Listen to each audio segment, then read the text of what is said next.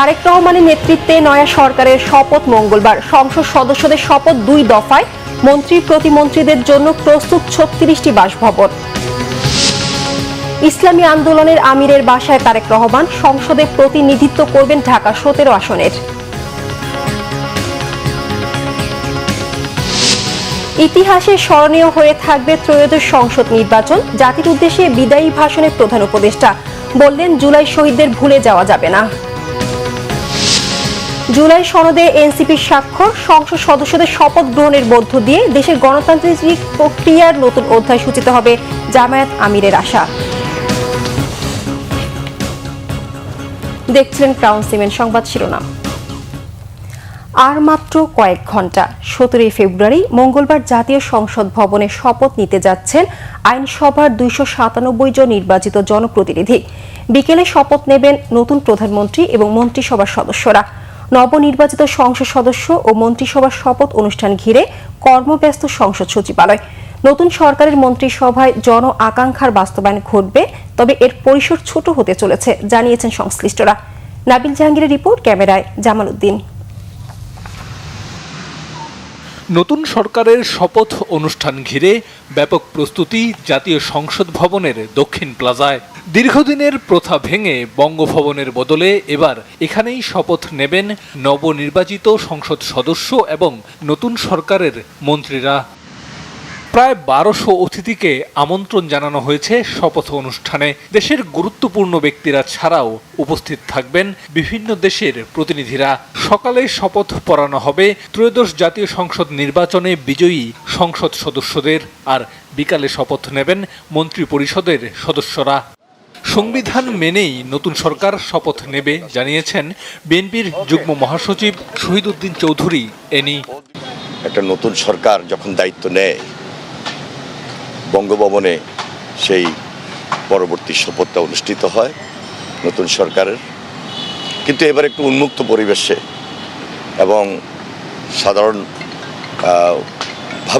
সাধারণ মানুষের সামনেই জাতীয় সংসদের দক্ষিণ প্লাজায় এই শপথ অনুষ্ঠানটি অনুষ্ঠিত হবে। সাংবিধানিক যে রাইট, সেই রাইটের প্রতি আমরা সম্মান জানাই, গুরুত্ব দিই এবং যথেষ্ট শ্রদ্ধার জায়গা থেকে এখানে একটা আনুষ্ঠানিকতা হবে এবং সেটার প্রতি আমরা সর্বোচ্চ যে দায়িত্ব বা সম্মান সেটাকে আমরা প্রদর্শন করি। দীর্ঘদিন পর জনগণের ভোটে নির্বাচিত এই সংসদ জনগণের আকাঙ্ক্ষা বাস্তবায়নে কাজ করবে। তাদের হাত ধরেই গণতন্ত্র, আইনের শাসন, মানবাধিকার এবং দেশের স্বাধীনতা ও সার্বভৌমত্ব আরও সুসংহত হবে। বিএনপির বিভিন্ন সূত্র বলছে, তারেক রহমানের মন্ত্রী পরিষদের পরিসর ছোট হতে চলেছে। দলের স্থায়ী কমিটির সদস্য ইকবাল হাসান মাহমুদ টুকু জানালেন, নবীন প্রবীণদের মিশেলে জন আকাঙ্ক্ষার প্রতিফলন ঘটবে তারেক রহমানের মন্ত্রিসভায়। স্বাভাবিকভাবে আমরা সবাই আনন্দিত যে আমরা জনগণের ডাইরেক্ট ভোটে নির্বাচিত হয়ে এসেছি। এখন নতুন সরকার গঠন করা হবে। এই সরকারের মধ্যে আমরা প্রবীণ নবীনের একটা সম্মিলন হবে আমি আশা করি, এবং সামনে যে বড় চ্যালেঞ্জেসগুলো আছে আমাদের সামনে, শেখ হাসিনা তো কোনো কিছু রেখে যায় নাই, সব ধ্বংস করে দিয়ে গেছে। এগুলোকেও ঠিক করতে হবে। তারপরে বৈদেশিক ঋণ, সেই ঋণগুলোকে মাথায় রেখে আমাদের কাজ করতে হবে। সুতরাং এই 5 বছর যেটা আমরা সরকার গঠন করব, 5 বছরের জন্য, এই সময় পুরো সময়টা একটা চ্যালেঞ্জিং সময় থাকবে। দ্রুত গতিতে চলছে সরকার গঠন প্রক্রিয়া। তবে গণভবনে জুলাই স্মৃতি জাদুঘর তৈরি হওয়ায় নতুন সরকারের প্রধানমন্ত্রীর সরকারি বাসভবন কোথায় হবে তা নিয়ে প্রশ্ন থেকে যাচ্ছে। আলোচনায় আছে রাষ্ট্রীয় অতিথি ভবন যমুনার নাম। অন্যদিকে মিন্ট রোডের 29 নম্বর এই বাসভবনটি সংসদের বিরোধী দলীয় নেতার বাসভবন হওয়ার কথা। বিএনপির বিভিন্ন সূত্র বলছে, প্রধানমন্ত্রী হিসেবে শপথ নিতে চলা তারেক রহমান আপাতত গুলশানের নিজ বাসভবনেই থাকবেন। নাবিল জাহাঙ্গীর, বাংলাভিশন, ঢাকা। নতুন সরকারের মন্ত্রী ও প্রতিমন্ত্রীদের জন্য 37টি বাড়ি প্রস্তুত করা হয়েছে বলে জানিয়েছেন গৃহায়ন ও গণপূর্ত উপদেষ্টা আদিলুর রহমান খান। আর প্রধানমন্ত্রীর বাসভবনের বিষয়টি নতুন সরকার যেভাবে চাইবে সেভাবেই হবে। এদিকে মন্ত্রিপরিষদ সচিব নাসিমুল গানি জানিয়েছেন, 2 দফায় সংসদ সদস্যদের শপথ হবে। পরে সংবিধান সংস্কার পরিষদ এবং বিকেলে শপথ নেবে মন্ত্রিসভা। চূড়ান্ত তালিকা পেলে মন্ত্রীদের ব্যাপারে প্রস্তুতি নেওয়া হবে বলেও জানান তিনি। রিশান নাসরুল্লাহর রিপোর্ট। নতুন সরকারের শপথ ও দায়িত্ব গ্রহণ প্রসঙ্গে সচিবালয়ে সাংবাদিকদের সাথে কথা বলেন গৃহায়ন ও গণপূর্ত উপদেষ্টা আদিলুর রহমান খান। তিনি জানান, মন্ত্রী প্রতিমন্ত্রীদের জন্য এরই মধ্যে বাসভবন প্রস্তুত করা হয়েছে। Mintu road, hair road, Dhanmondi এবং গুলশান মিলিয়ে এসব বাড়ি প্রস্তুত রেখেছে অন্তর্বর্তী সরকার। 37টা বাড়ি রেডি করে রেখেছি। মিন্টু রোড, এই হেয়ার রোড, ধানমন্ডি এবং গুলশান মিলিয়ে এই পর্যন্ত এটা রেডি আছে। আর প্রয়োজনে আরো কয়েকটা বাড়িও তৈরি করার প্রস্তুতি চলছে। ওইটা ওনারা যেভাবে চান সেভাবে হবে। জায়গা ওনাদের সঙ্গে আলোচনা করেই সিদ্ধান্ত নেওয়া হবে। এদিকে মন্ত্রী পরিষদ সচিবের দায়িত্ব পেয়ে নাসিমুল গনি বলেন, নতুন সরকারের শপথের প্রস্তুতি চলমান আছে। চূড়ান্ত তালিকা পাওয়ার পর মন্ত্রীদের জন্য গাড়ি নির্ধারণ ও সুরক্ষার ব্যবস্থা করা হবে। 2 দফায় আপনার সংসদ সদস্যদের শপথ হবে। একটা তো তারা সংসদ সদস্য হিসেবে শপথ নেবেন, তার পরবর্তীকালে এই যে আমাদের সংস্কার সেটার জন্য শপথ নেবেন এবং বিকেলে যে মন্ত্রিসভার শপথ হবে। তো সেটারই ব্যবস্থা করার জন্য আমরা এই মুহূর্তে উঠে পড়ে লেগে আছি। ক্যাবিনেট ডিভিশন কতজনের মন্ত্রিসভা হবে সেটা ওনারাই ভালো বুঝবেন। আমাদের একটা প্রিপারেশন থাকে, তারপরে কম বেশি হতে পারে সমস্ত কিছু। এর আগে সোমবার সকালে স্বরাষ্ট্র সচিব থেকে মন্ত্রী পরিষদ সচিব হিসেবে নাসিমুল গনিকে নিয়োগ দিয়ে গেজেট প্রকাশ করে অন্তর্বর্তী সরকার। রিশান নাসরুল্লাহ, বাংলাভিশন, ঢাকা। বিএনপির চেয়ারম্যান তারেক রহমান এবার সৌজন্য সাক্ষাৎ করেছেন ইসলামী আন্দোলন বাংলাদেশের আমির ও চরমোনাই পীর মুফতি সৈয়দ রেজাউল করিমের সাথে। সোমবার সন্ধ্যায় রাজধানীর সিদ্ধেশ্বরী এলাকায় রূপায়ণ স্বপ্ন নিলয়ে চরমোনাই পীরের বাসায় যান তারেক রহমান।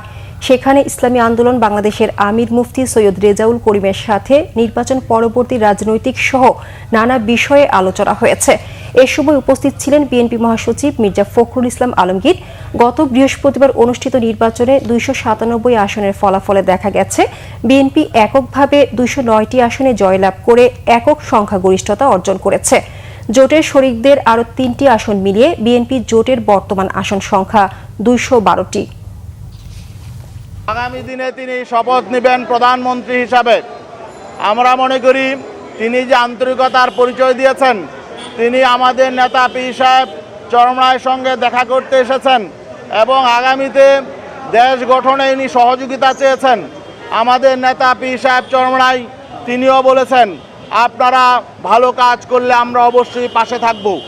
তবে যদি জনবিরোধী কোনো কাজ করেন, দেশ বিরোধী কোনো কাজ করেন, ইসলাম বিরোধী কোনো উদ্যোগ নেন, তাহলে কিন্তু আমরা যথাযথভাবে এর প্রতিবাদও করব। তিনি তা স্বাগত জানিয়েছেন।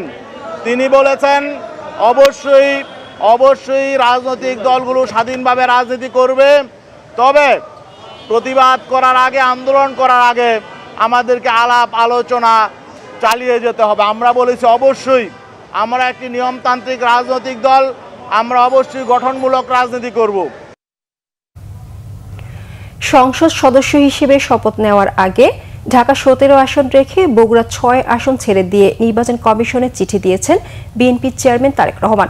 সোমবার বিএনপির চেয়ারম্যান স্বাক্ষরিত এ সংক্রান্ত একটি চিঠি প্রধান নির্বাচন কমিশনারের কাছে জমা দেওয়া হয়েছে বলে জানিয়েছেন নির্বাচন কমিশনের সিনিয়র সচিব আক্তার আহমেদ। আইন অনুযায়ী কোনো ব্যক্তি 2টি আসনে নির্বাচিত হওয়ার পর নির্ধারিত সময়ের মধ্যে একটি আসন রেখে বাকি আসন লিখিতভাবে ছেড়ে দিতে হবে। জাতীয় সংসদ নির্বাচনে বগুড়া 6 আসন থেকে বিপুল ভোটে জয়ী হয়েছিলেন বিএনপির চেয়ারম্যান তারেক রহমান। তিনি ধানের শীষ প্রতীকে পেয়েছিলেন 2,14,724 ভোট। এই আসনের 150টি ভোট কেন্দ্রে সবগুলোতেই তিনি বিজয়ী হয়েছিলেন। অন্তর্বর্তী সরকারের প্রধান উপদেষ্টা হিসেবে দেশবাসীর কাছ থেকে বিদায় চাইলেন প্রধান উপদেষ্টা ডক্টর মোহাম্মদ ইউনূস। গত 18 মাসের দায়িত্ব পালনের কথা স্মরণ করে তিনি বলেন, অন্তর্বর্তীকালীন সরকারের প্রথম কাজ ছিল দেশকে সচল করা। অন্তর্বর্তী সরকারের সবচেয়ে বড় অর্জন জুলাই সনদ উল্লেখ করে তিনি বলেন, জুলাই শহীদদের ভুলে যাওয়া যাবে না। এবারের নির্বাচন ইতিহাসে স্মরণীয় হয়ে থাকবে উল্লেখ করে তিনি বলেন, দেশের একমাত্র নোবেলজয়ী ডক্টর মোহাম্মদ ইউনূস। বলেন বাংলাদেশ এখন অমিত সম্ভাবনার দেশ। মহিবুল্লাহ মুবির রিপোর্টে বিস্তারিত। সোমবার রাতে জাতির উদ্দেশ্যে ভাষণ দেন অন্তর্বর্তী সরকারের প্রধান উপদেষ্টা, শান্তিতে নোবেল বিজয়ী অধ্যাপক ডক্টর মোহাম্মদ ইউনূস। আপনাদের উপর আস্থা রেখেছে। তার ভাষণে স্পষ্ট করলেন প্রধান উপদেষ্টা হিসেবে এটাই তার শেষ ভাষণ। ডক্টর মোহাম্মদ ইউনূস বলেন বিগত 18 মাস তার উপর অর্পিত দায়িত্ব নিষ্ঠার সাথে পালন করেছেন। একটি নির্বাচিত সরকারের কাছে দায়িত্ব হস্তান্তরের প্রাক্কালে অন্তর্বর্তী সরকারের প্রধান উপদেষ্টা হিসেবে দেশের মানুষের কাছ থেকে বিদায় নেন তিনি। জুলাই অভ্যুত্থানে হতাহতের নিয়ে নানা পরিস্থিতির কথা উল্লেখ করেন বিদায়ী বক্তব্যে। আমার উপর অর্পিত দায়িত্ব নিষ্ঠার সাথে পালন শেষে একটি নির্বাচিত সরকারের কাছে দায়িত্ব হস্তান্তরের প্রাক্কালে অন্তর্বর্তী সরকারের প্রধান উপদেষ্টা হিসেবে আজ আমি আপনাদের কাছ থেকে বিদায় নেবার জন্য উপস্থিত হয়েছি। আজ বিদায়ের দিনে 5ই আগস্টের কথা স্মরণ করে আপনাদের কিছু কথা বলব। কি মহা মুক্তির দিন ছিল সেদিনটি, সে কি আনন্দের দিন। বাংলাদেশিরা দেশে বিদেশে যে যেখানে ছিল আনন্দে চোখের পানি ফেলেছিল। দৈত্যের গ্রাস থেকে তরুণ ছাত্রছাত্রীরা দেশকে বের করে এনেছে। আমাদের প্রথম কাজ ছিল দেশকে সচল করা। এটি ছিল সবচেয়ে কঠিন কাজ। যারা দেশকে লুটে পুটে খেত তারাই দেশের এই যন্ত্র চালাতো। তাদের একান্ত অনুগত লোকজন নিয়ে অভ্যুত্থানের সঙ্গে সঙ্গে সবাই পালিয়ে গেছে। বড় কর্তা পালিয়েছে, মাঝারি কর্তা পালিয়েছে, অন্যরা ভোল পাল্টিয়েছে অথবা আত্মগোপনে চলে গেছে। কেউ নানাজনের সুপারিশ নিয়ে আসছে, তারা অভ্যুত্থানের গোপন সৈনিক ইত্যাদি।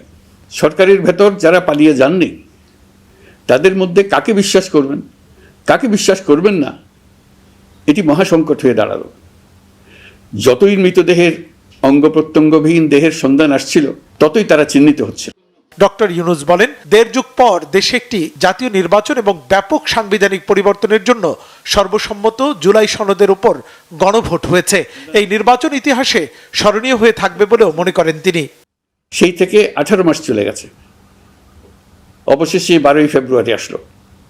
1.5 যুগ পরে দেশে একটি জাতীয় নির্বাচন এবং ব্যাপক সাংবিধানিক পরিবর্তনের জন্য সর্বসম্মত জুলাই সনদের উপর গণভোট অনুষ্ঠান হলো। এই নির্বাচনে উৎসবমুখর পরিবেশ, দেশের সর্বত্র একটা ঈদের পরিবেশ ছিল যা আমাদের ইতিহাসে স্মরণীয় হয়ে থাকবে। এই প্রতিদ্বন্দ্বিতামূলক নির্বাচনে যারা জয়ী হয়েছেন তাদের আমি অভিনন্দন জানাচ্ছি। যারা পরাজিত হয়েছেন তাদেরকেও আমি অভিনন্দন জানাচ্ছি। হার জিতেই হলো গণতন্ত্রের সৌন্দর্য। আগামী সরকারের কাছে প্রত্যাশার কথা তুলে ধরেন ডক্টর মোহাম্মদ ইউনূস। ফ্যাসিস্ট সরকারের 16 বছরের নিপীড়ন ও জুলাইয়ের রক্তাক্ত স্মৃতি এখনও আমাদের মাঝে তাজা হয়ে আছে। যারা ভয়াবহ নিপীড়ন ও নির্যাতন চালিয়েছে তাদের বিচার করা এবং যেন আর কেউ এই ধরনের দুঃশাসন কায়েম করতে না পারে সেটা নিশ্চিত করা আমাদের গুরু দায়িত্ব। বিচার একটা চলমান প্রক্রিয়া। একাধিক ট্রাইব্যুনাল বর্তমানে সক্রিয়ভাবে কাজ করছে। ইতিমধ্যে একাধিক মামলার রায় ঘোষণা হয়েছে। আন্তর্জাতিক অপরাধ ট্রাইব্যুনালে ফ্যাসিবাদের সময় দেশে যে গুমের সংস্কৃতি গড়ে উঠেছিল সেই ভয়াবহ মানবাধিকার লঙ্ঘনের বিচারও শুরু হয়েছে। বেশ কিছু মামলার বিচারিক কার্যক্রম এখন শেষের পথে। আমরা আশা করছি আগামী দিনগুলোতেও বিচারিক প্রক্রিয়া অত্যন্ত নিরপেক্ষ ও স্বচ্ছতার সঙ্গে এগিয়ে যাবে। ত্রয়োদশ জাতীয় সংসদ নির্বাচনে বিএনপি 2/3 আসনে বিজয়ী হয়ে সরকার গঠন করতে যাচ্ছে। নতুন সরকারের মন্ত্রিসভার শপথ মঙ্গলবার। এই সম্ভাবনা বাস্তবে। মহিবুল্লাহ মুহিব, বাংলা ভিশন, ঢাকা। অবশেষে জুলাই সনদে স্বাক্ষর করেছে জাতীয় নাগরিক পার্টি এনসিপি। সন্ধ্যায় রাষ্ট্রীয় অতিথি ভবন যমুনায় প্রধান উপদেষ্টার সামনে এনসিপির আহ্বায়ক নাহিদ ইসলামের নেতৃত্বে 6 সদস্যের প্রতিনিধি দল জুলাই সনদে স্বাক্ষর করে। এনসিপি সদস্য সচিব আক্তার হোসেন জানান, অন্তর্বর্তীকালীন সরকারের অনুরোধে সরকারের শেষ দিনে সনদে স্বাক্ষর করে এনসিপি। জুলাই আদেশের মাধ্যমের আগেই এর আইনি ভিত্তি তৈরি হয়েছে। কোনো রকম নোট অব ডিসেন্ট ছাড়া বাস্তবায়নের শর্তে এনসিপি জুলাই সনদে স্বাক্ষর করেছে বলেও জানান নাহিদ ইসলাম। তবে ঐক্যমত্য কমিশনে নতুন সংবিধানের যে দাবি এনসিপির ছিল, সব রাজনৈতিক দলের মতামতের প্রতি সম্মান রেখে সেখান থেকে সরে সংস্কারকে মেনে নিয়েছে এনসিপি। আমাদের স্বাক্ষর করা প্রয়োজন, আমরা সেই উদ্দেশ্যে স্বাক্ষর করেছি এবং স্বাক্ষরে আমাদের যেটা কমেন্ট আমরা রেখেছি যে আমরা কোনো নোট অফ ডিসেন্ট এটা ব্যতিরিকে আমরা স্বাক্ষর করেছি এবং গণভোটের গণরায় পূর্ণাঙ্গ বাস্তবায়ন হবে এই সাপেক্ষে। সংসদ সদস্যদের শপথ গ্রহণের মধ্য দিয়ে দেশের গণতান্ত্রিক প্রক্রিয়ার নতুন অধ্যায় সূচিত হবে বলেছেন জামায়াত ইসলামীর আমির ডাক্তার শফিকুর রহমান। সোমবার সন্ধ্যায় রাজধানীর মগবাজারে আল ফালাহ মিলনায়তনে জামায়াতের নবনির্বাচিত সংসদ সদস্যদের সাথে এক মতবিনিময় সভায় তিনি একথা বলেন। এ সময় জামায়াত আমির আরও বলেন, সরকার চাইলে প্রতিটি ক্ষেত্রে সহযোগিতা করতে প্রস্তুত জামায়াত, তবে জুলাই আকাঙ্ক্ষা বাস্তবায়নে সোচ্চার থাকবে তারা। বলেন, সংসদে গণতন্ত্রের নতুন সূচনা হবে বাংলাদেশে। এ সময় সংসদে জনগণের কথা বলে গণতন্ত্র প্রাণবন্ত করার প্রত্যাশাও জানান জামায়াত আমির।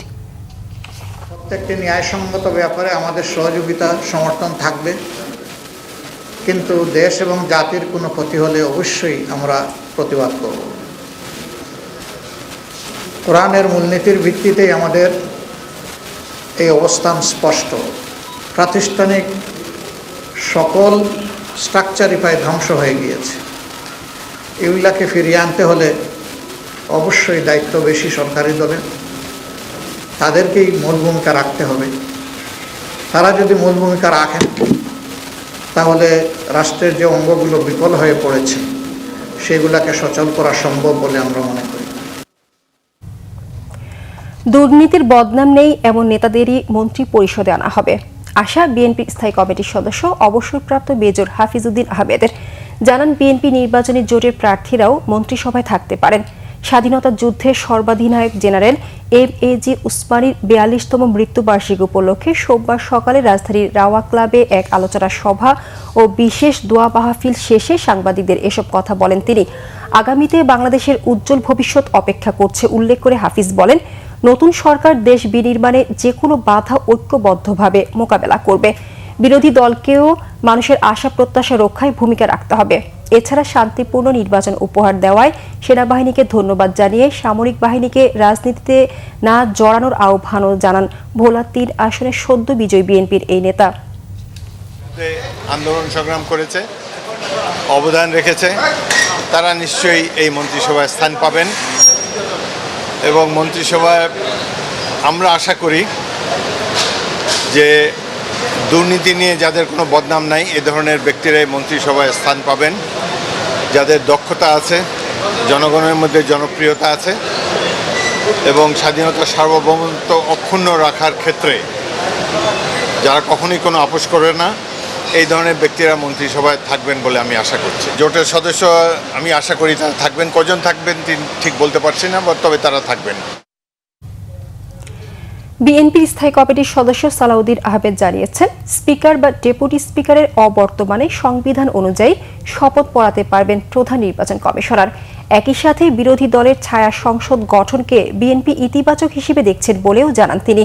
এদিকে দলের স্থায়ী কমিটির আরেক সদস্য আমির খসরু মাহমুদ চৌধুরীর প্রত্যাশা, দেশের স্বার্থে সংসদে গণতান্ত্রিক আচরণ করবে বিরোধী দল।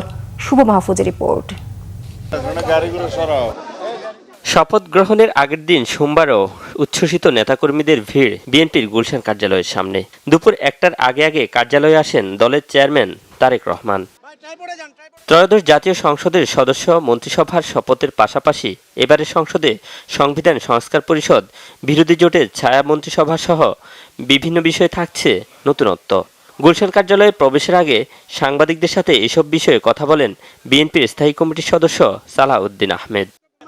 এ সময় তিনি সংবিধান সংস্কার পরিষদ সদস্যদের শপথের বিষয়ে তুলে ধরেন সাংবিধানিক ব্যাখ্যা। জানান, বিরোধী দলের ছায়া মন্ত্রিসভা হলে স্বাগত জানাবে তার দল। এটাও সাংবিধানিকভাবে স্পিকার অথবা ডেপুটি স্পিকার অ্যাভেলেবেল না থাকলে বা তারা অপারগ হলে বা তাদের মনোনীত প্রতিনিধি যদি না থাকে, সেই ক্ষেত্রে দ্বিতীয় অপশন হচ্ছে প্রধান নির্বাচন কমিশনার শপথ পাঠ করাবেন। সেই হিসাবে আগামীকালকে সকাল 10টায় জাতীয় সংসদে নির্বাচিত সদস্যদের শপথ গ্রহণ অনুষ্ঠিত হবে। এইটা প্রধান নির্বাচন কমিশনের সাংবিধানিক এখতিয়ার আছে। এর বাইরে কি বললেন, সংবিধান সংস্কার পরিষদ, এটা যদি কনস্টিটিউশনে ধারণ করা হয়, সেই মর্মে অ্যামেন্ডমেন্ট হয় এবং সেই শপথ পরিচালনার জন্য সংবিধানের ৩য় তফসিলে ফরম হয়, কে শপথ পাঠ করাবেন সেটা নির্ধারিত হয়, এতগুলো হয়ের পরে তারপরে হলে হতে পারে। এদিকে দলের স্থায়ী কমিটির আরেক সদস্য আমির খসরু মাহমুদ চৌধুরী জানান, গণতান্ত্রিক পরিবেশ বজায় রেখেই সংসদে বিরোধী দলের ভূমিকা থাকবে। একটা গণতান্ত্রিক দেশে বিরোধী দলের আচরণ কি হবে সেটা তো একটি গণতান্ত্রিক পরিবেশ বজায় রাখার জন্য, সেটা তো সবার জানা, সেটা নতুন করে বলার কিছু নেই। আগামী সরকারের জন্য সবকিছুতে অনেক বড় চ্যালেঞ্জ, সবকিছু মাথায় রেখে আমাদের আগামী দিনে কাজ করতে হবে এবং আমরা চাই যে ঐক্যবদ্ধভাবে দেশটাকে সামনের দিকে এগিয়ে নিয়ে যাওয়ার জন্য। মন্ত্রীদের মধ্যে কে কি দায়িত্ব পাচ্ছেন এই বিষয়ে এখনো কোনো তথ্য জানা নেই বলেও জানান আমির খসরু মাহমুদ। শুভ মাহফুজ, বাংলা ভিশন, ঢাকা। বাতিল ঘোষিত ভোটগুলো পুনরায় গণনা করা হলে ঢাকা ৮ আসন থেকে জয়ী বিএনপির প্রার্থী মির্জা আব্বাসের ভোট আরও বাড়ত, দাবি মহিলা দলের সভাপতি আফরোজা আব্বাসের।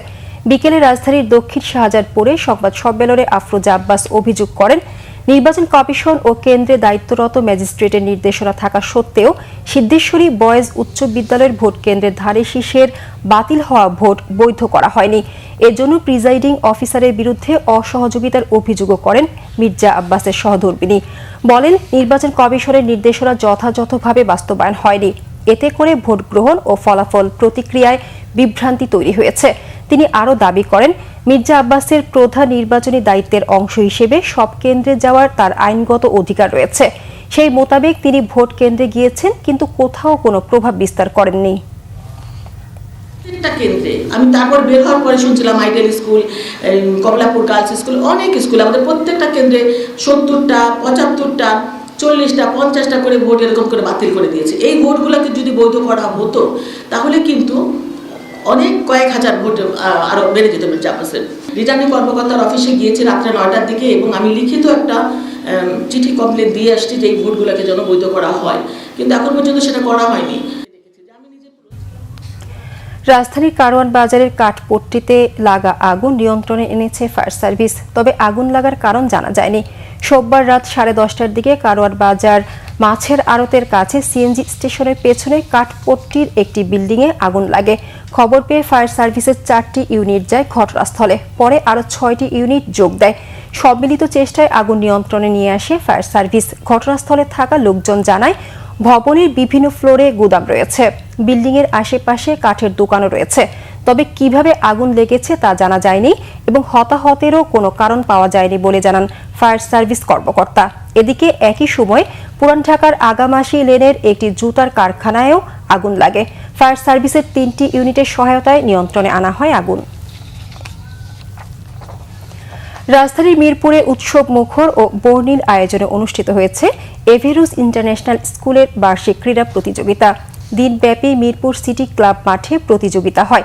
এতে এভেরুস ইন্টারন্যাশনাল স্কুলের মিরপুর ব্রাঞ্চের প্রায় 1100 শিক্ষার্থী অংশ নেন।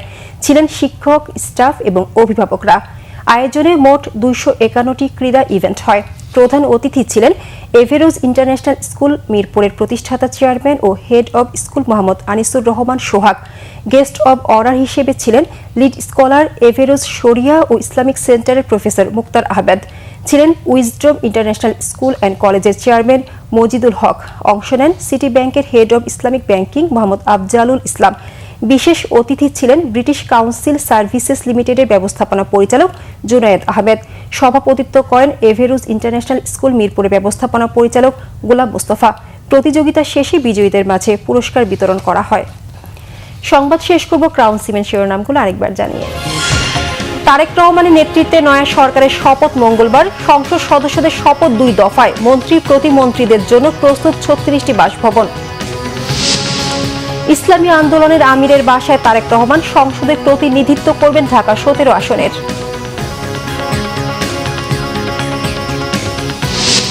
ইতিহাসে স্মরণীয় হয়ে থাকবে ত্রয়োদশ সংসদ নির্বাচন। জাতির উদ্দেশ্যে বিদায়ী ভাষণে প্রধান উপদেষ্টা বললেন, জুলাই শহীদদের ভুলে যাওয়া যাবে না। জুলাই সনদে এনসিপির স্বাক্ষর। সংসদ সদস্যদের শপথ গ্রহণের মধ্য দিয়ে দেশের গণতান্ত্রিক প্রক্রিয়ার নতুন অধ্যায় সূচিত হবে, জামায়াত আমিরের আশা। এই ছিল এখনকার মতো। পরের সংবাদ সকাল 7:30টায় দেখার আমন্ত্রণ রইল।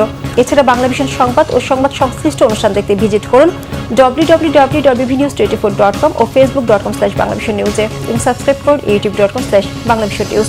ধন্যবাদ সবাইকে।